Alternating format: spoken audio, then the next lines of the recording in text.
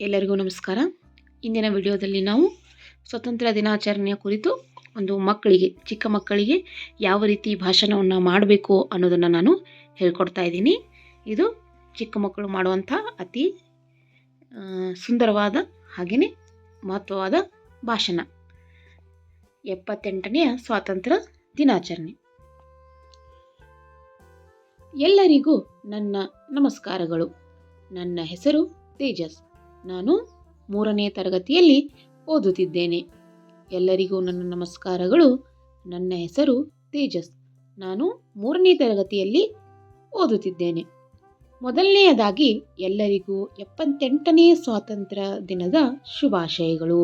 ನೋಡಿ, ಇಲ್ಲಿ ಅವರ ಹೆಸರು ಹಾಗೆಯೇ ಅವರು ಯಾವ ತರಗತಿಯಲ್ಲಿ ಓದ್ತಾ ಇದ್ದಾರೆ ಅನ್ನೋದನ್ನು ಹೇಳಬೇಕು.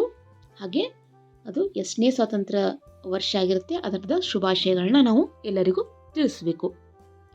ಮುಂದೆ 1947ನೇ ಆಗಸ್ಟ್ 15ರಂದು ನಮ್ಮ ದೇಶಕ್ಕೆ ಬ್ರಿಟಿಷರ ದಬ್ಬಾಳಿಕೆಯಿಂದ ಸ್ವಾತಂತ್ರ್ಯ ದೊರೆಯಿತು.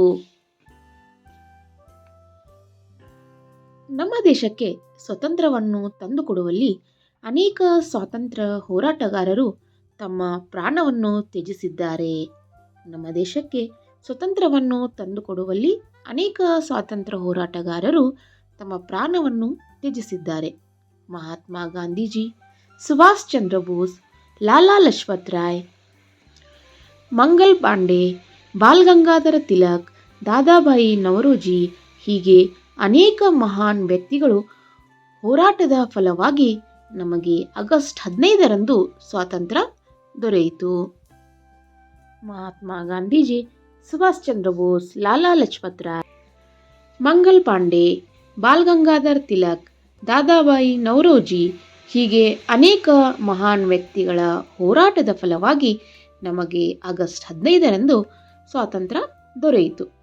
ಆದ್ದರಿಂದ ನಾವು ಪ್ರತಿ ವರ್ಷ ಆಗಸ್ಟ್ 15ರಂದು ಸ್ವಾತಂತ್ರ್ಯ ದಿನಾಚರಣೆ ಆಚರಿಸುತ್ತೇವೆ.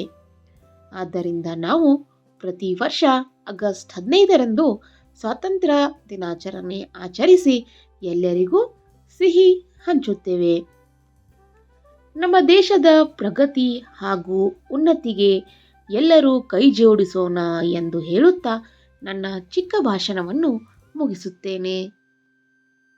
ನಮ್ಮ ದೇಶದ ಪ್ರಗತಿಗೆ ಹಾಗೂ ಉನ್ನತಿಗೆ ಎಲ್ಲರೂ ಕೈ ಜೋಡಿಸೋಣ ಎಂದು ಹೇಳುತ್ತಾ ನನ್ನ ಚಿಕ್ಕ ಭಾಷಣವನ್ನು ಮುಗಿಸುತ್ತೇನೆ. ಜೈ ಹಿಂದ್, ಜೈ ಭಾರತ್.